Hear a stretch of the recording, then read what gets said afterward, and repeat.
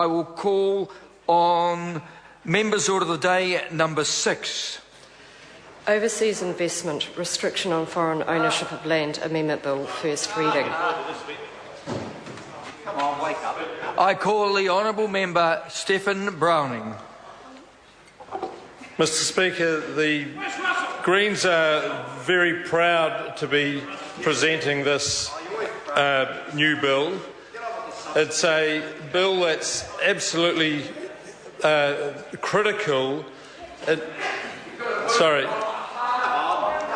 Yes. Thank you very much. Can I order? Can I just? I'm sorry. I need to advise the member that he needs to move that the Overseas Investment Bill be now read a first time. Yep. Which is? I move.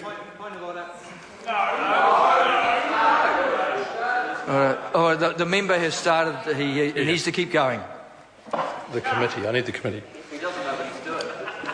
Mr Speaker, I move that the Overseas Investment Restriction on Foreign Ownership of Land Amendment Bill be now read for its first reading and then be moved to the Finance and Expenditure Committee. What's the bill say? Thank you. What the bill says is that we need to be excluding foreign ownership from sensitive land. Successive governments have been allowing, through the Overseas Investment Office, significant parcels of land to be moving, and sensitive land at that, to be moving into foreign ownership. It's absolutely imperative that this has changed. There have been... Thank you. This bill is totally timely.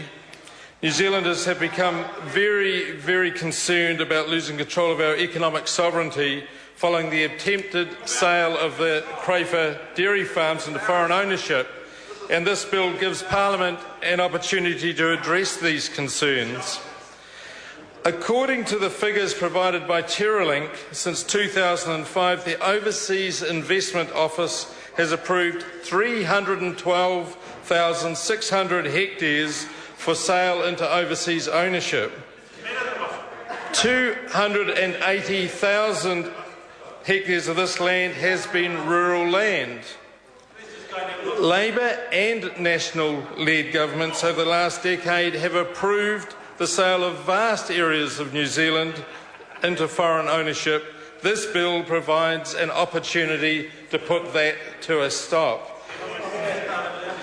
This bill is an opportunity for National and Labour to change course and to stem the flow of land into overseas ownership.